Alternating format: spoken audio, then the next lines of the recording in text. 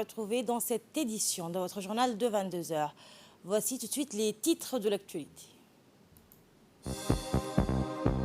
Djibouti célèbre la journée mondiale de la santé avec pour thème cette année notre planète, notre santé. Vous suivrez la déclaration du ministre de la Santé dans ce journal.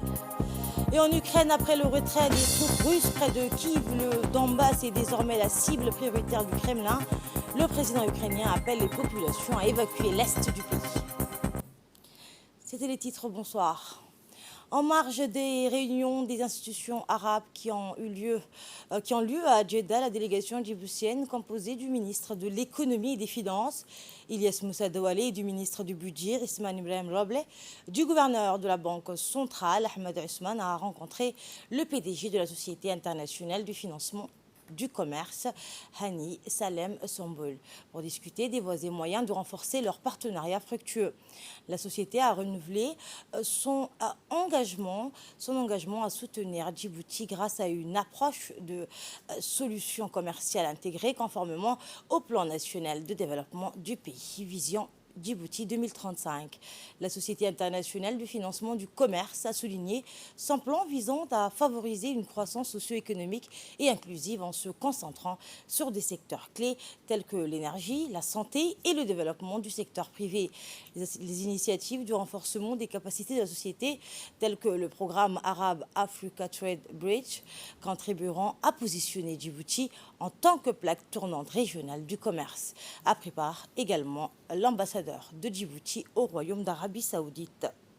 Et justement, les assemblées annuelles communes des institutions financières arabes se sont réunies aujourd'hui à Jeddah sous le haut patronage du ministre des Finances de l'Arabie Saoudite. Il s'agit du Fonds arabe pour le développement économique et social, le FADES, le Fonds monétaire arabe, le FMA, la Banque arabe pour le développement économique en Afrique, l'Instance arabe de l'investissement et du développement agricole et de l'Institution arabe pour la garantie des investissements et de crédit à l'exportation. Et outre les ministres des Finances, des pays arabes ont tenu leur 13e session du Conseil des ministres des Finances arabes, ont également pris part à ces réunions les présidents des conseils d'administration des 5 institutions ainsi que les représentants d'organisateurs internationaux et régionaux. Les travaux de ces assemblées ont été inaugurés par le ministre des Finances de l'Arabie Saoudite qui a souhaité la bienvenue aux participants. A participé à cette réunion une importante délégation djiboutienne composée du ministre de l'économie et des finances, du ministre du budget, du gouverneur de la Banque centrale, du secrétaire général du ministère du budget, du directeur de la primature, des proches collaborateurs et enfin de l'ambassadeur de Djibouti au Royaume d'Arabie Saoudite.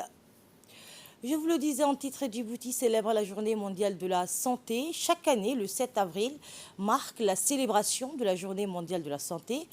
Le thème choisi cette année est notre planète, notre santé. Le ministre de la Santé a saisi cette occasion pour exprimer un hommage appuyé aux professionnels de la santé qui sont au premier front dans les différentes ripostes contre les épidémies, notamment celles dues au changement climatique. Le thème retenu cette année, notre planète, notre santé, est un rappel opportun du lien inextricable qui existe entre la planète et notre santé au moment où la charge épidémiologique due aux maladies non transmissibles et infectieuses est en augmentation, tout comme l'incidence des problèmes liés au climat, suivant la déclaration du ministre de la Santé, le Dr Ahmed Roble Abdili. Dans un premier temps, souhaiter Ramadan Karim au chef de l'État, chef de gouvernement, Al-Hajj Ismaël Omar Guelleh, à la première dame, Hadja Khadra Mahmoud Haïd, au personnel du corps médical dans son ensemble et aussi à la population djiboutienne.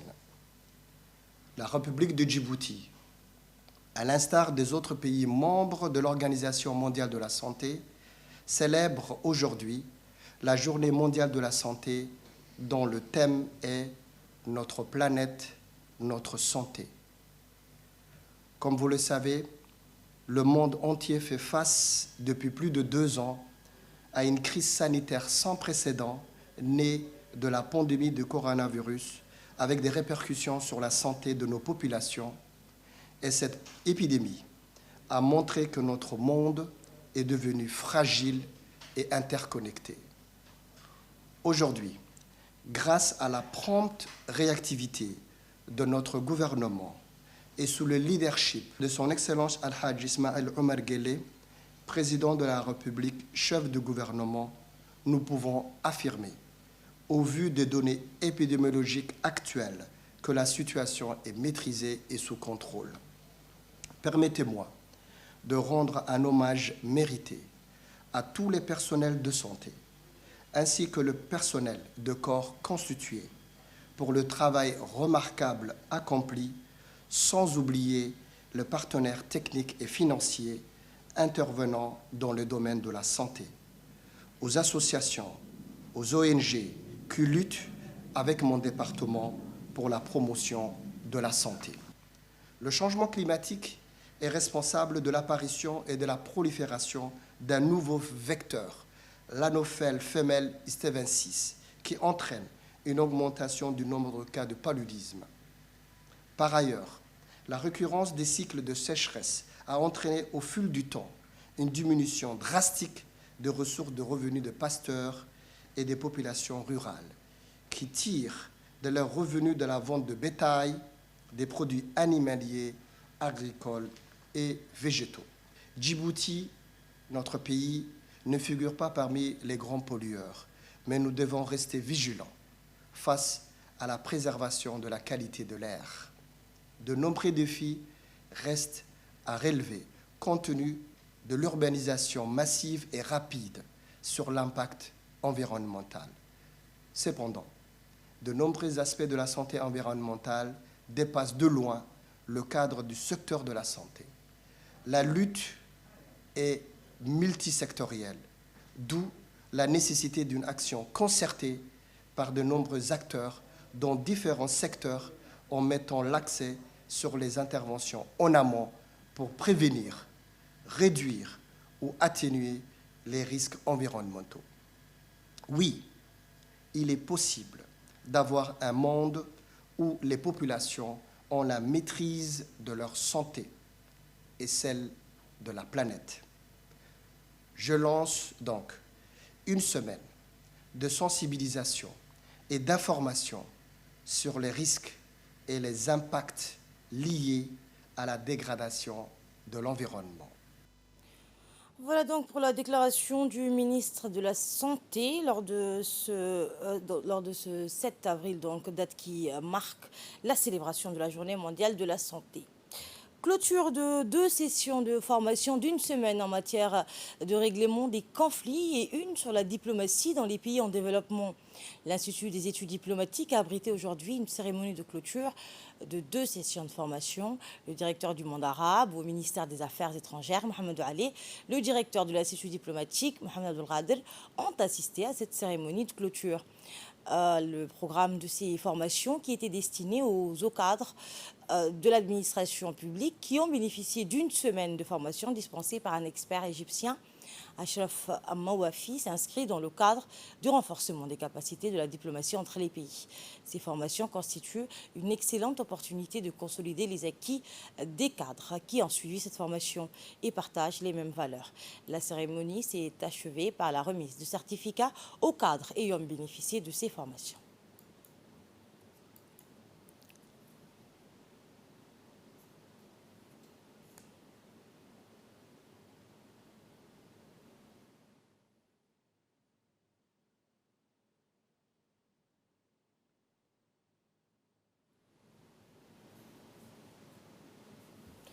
Écoutons un extrait du discours du directeur de l'Institut diplomatique, Mohamed Abdel Ghadr, pour plus de précisions.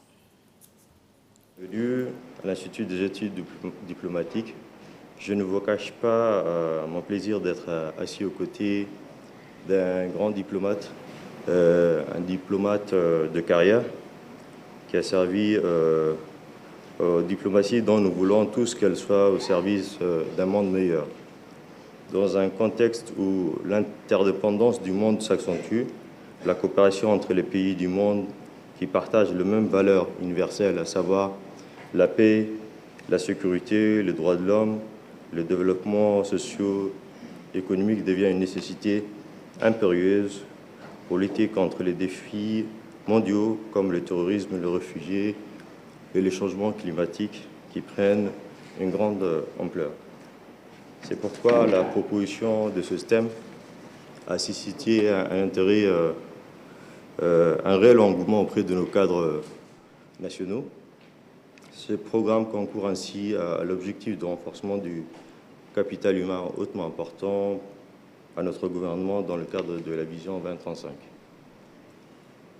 Grâce à ce partenariat avec la Ligue arabe, notre institut a franchi une étape importante dans le renforcement et la modernisation du pôle aux relations internationales et l'élargissement de partenariat de l'Institut à l'international. Autre cérémonie de fin de formation, cette fois, c'est la direction de la RTD qui a organisé ce matin une cérémonie de fin de formation destinée pour les opérateurs radio. Cette cérémonie a été présidée par le directeur général par intérim de la RTD, Aden Abdijama, et a vu la participation des responsables de la RTD ainsi que les bénéficiaires de cette formation qui ne sont autres que les techniciens opérateurs dispensés par les techniciens supérieurs de la RTD. Et étant donné que la communication est une partie importante du travail d'un opérateur radio, de bonnes compétences en communication et de bonnes capacités d'écoute sont importantes pour les opérateurs radio. La cérémonie s'est achevée par la remise de certificats aux opérateurs radio ayant bénéficié de cette formation.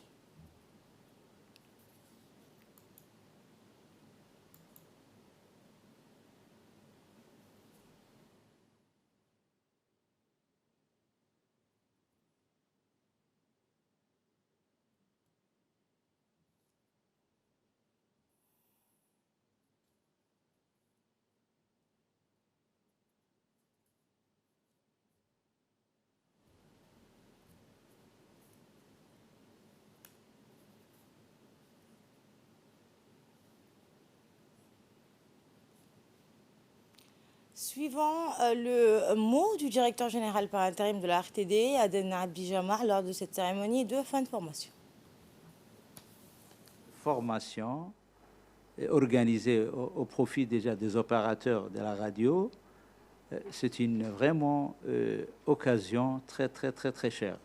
Cette occasion vraiment vous a permis de se perfectionner, de vraiment maîtriser la technicité au niveau de votre déjà métier. Nous avons vraiment pensé d'engager cette formation afin de vous faciliter et de vous accompagner et vous permettre en même temps d'être déjà autonome.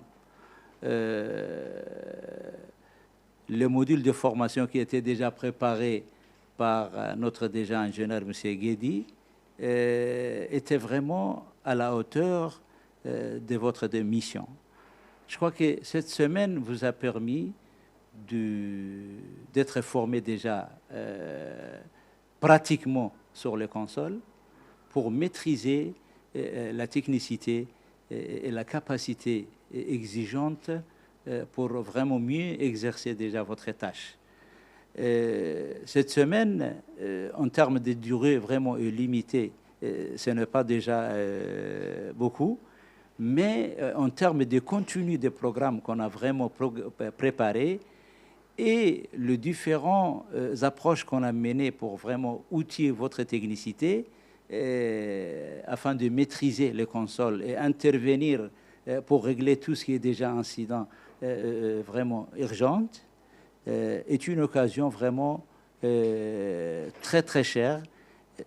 Comme déjà l'encadreur m'a signalé déjà pendant le processus de la formation, je vous félicite de votre vraiment assiduité pour participer à cette formation, pour votre déjà concentration, pour mieux profiter à cette formation qui était vraiment riche en termes de savoir-faire et de compétences liées à votre déjà domaine. Je crois que si on est actuellement la phase de clôture de cette formation, c'est parce que donner à nos personnels à un moment de rencontre, d'échange, et en même temps de réfléchir ensemble, parallèlement, le détail qui était donné par l'encadreur sur les maîtrises des notions déjà, qui concernent déjà la technicité, mais aussi faire une opportunité d'échange entre vous afin de vraiment exploiter votre connaissance d'une manière pratique. Suivons cette fois la réaction d'un des opérateurs radio de la RTD qui a reçu son certificat de fin de formation. Ça a bien passé, c'était duré 4 jours. Ça a commencé dimanche jusqu'à jeudi. C'était une formation très importante. Le but des formations, c'était sauver l'antenne en cas de défaillance. S'il y a une panne en console, il faut l'opérateur se débrouiller tout seul pour trouver une solution pour éviter la silence de l'antenne. C'est ça le but de l'objectif de cette formation. Je remercie tout d'abord notre directeur général, deuxièmement notre directeur adjoint radio, ainsi de suite, notre formateur Guedi Abdelkadir et moi-même, je suis parmi les formateurs de cette formation et je vous remercie tous les participants qui sont participés à cette formation. Dans l'actualité également, une cérémonie officielle de remise des attestations aux lauréates de l'année scolaire 2021-2022 du programme d'alphabétisation des adultes s'est déroulée hier au Conseil régional d'Obok. Ce programme lancé pour la première fois en octobre 2019 par l'Union nationale des femmes djiboutiennes avec le concours du ministère de l'Éducation nationale se déroule aussi bien dans la capitale que dans les 5 régions de l'intérieur et vise à lutter contre l'analphabétisme des femmes et des jeunes filles en leur permettant d'apprendre à lire, à écrire et à compter en français. À Obok, ce programme d'alphabétisation auquel participent quelques 190 apprenantes dans les 3 niveaux se déroule au total dans 10 centres de formation, dont 3 sont situés dans le chef-lieu Obok. Les lauréates vont bénéficier d'une première phase de formation qui se déroulera à Djibouti dans l'enceinte du siège de l'UNFD le samedi 9 avril prochain, au cours de laquelle elles bénéficieront d'un appui financier pour les accompagner à s'investir dans une activité génératrice de revenus. D'alphabétisation initié par l'UNFD. Donc je dis bravo aux lauréates. Il y aura une cérémonie bientôt au siège de l'UNFD, au cours desquels un appui financier sera octroyé à ce lauréate pour qu'elle puisse s'investir dans des activités génératrices d'emploi. Donc voilà, grâce à ces programmes initiés par l'UNFD, ces femmes et ces jeunes filles pourront donc devenir autonomes, investir dans des activités économiques. Donc nous remercions l'UNFD qui est l'initiatrice de ce programme. Nous remercions l'ensemble des partenaires financiers qui contribuent pour ces programmes d'alphabétisation des femmes. Le local général de Tadjoura a procédé à la distribution de dates durant le mois béni de Ramadan, destinées à quelques 100 ménages vivant dans les localités de Ashogouba et de Dariyou, localités situées dans la région de Tadjoura.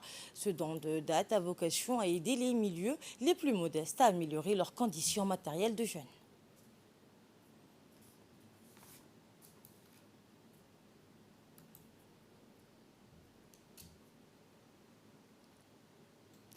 Nous restons toujours au nord du pays où la direction de l'hydraulique rurale avec l'appui financier de l'UNICEF a procédé à la distribution de 90 fûts en plastique de 200 litres dans le village nord du Gobet. Cette opération de distribution va se poursuivre au profit des villages de Dafaïnaïtou, de Guirori, de la région de Tadjoura et du village de Ulma, mais aussi dans la région de Bak. Au total, ce sont quelques 200 familles qui vont bénéficier de ce programme de distribution de fûts qui va améliorer les conditions de stockage et d'hygiène au sein de ces ménages ruraux. Objectif, améliorer les conditions de vie des populations vivant dans les localités les plus reculées en matière d'eau, d'hygiène et d'assainissement.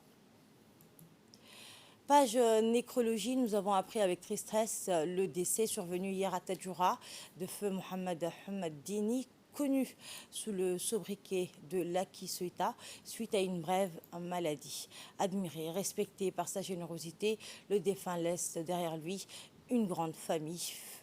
Qu'Allah ait pitié de son âme et l'accueille en son paradis éternel. Inna lillahi wa inna ilayhi raji'un. Au Burkina Faso, les partisans de Sankara réagissent au verdict alors que les trois principaux accusés de l'assassinat de Thomas Sankara en 1987, dont son ancien ami Blaise Compaoré, ont été condamnés à la prison à vie par la justice burkinabé. Les partisans de l'ancien président réunis devant son mémorial sont soulagés par le verdict. Ce procès, ils l'attendaient depuis 34 ans. Thomas Sankara a été tué avec 12 de ses compagnons par un commando à l'âge de 37 ans. Pour les familles des victimes, ce procès attendu depuis des années est aussi un soulagement. En exil en Côte d'Ivoire depuis 2014, Blaise Compaoré a été condamné par contumace. En 4 ans de pouvoir, le jeune président Thomas Sankara, qui voulait décoloniser les mentalités dans son pays en Afrique, est devenu une icône panafricaine, même s'il n'a pas pu réaliser son rêve. En Ukraine, les populations sont appelées à évacuer l'est du pays face au danger imminent de l'offensive russe.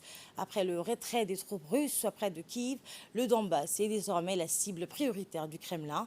Le président ukrainien Zelensky appelle les populations à évacuer l'est du pays. Après 6 semaines de guerre, les bombardements, la destruction de biens et les meurtres de civils se poursuivent dans le pays, comme dans le village d'Andrivka au nord-ouest de Kiev, qui porte lui aussi les stigmates de la violence, des combats et où de nouvelles victimes gisant sur le sol ont été découvertes.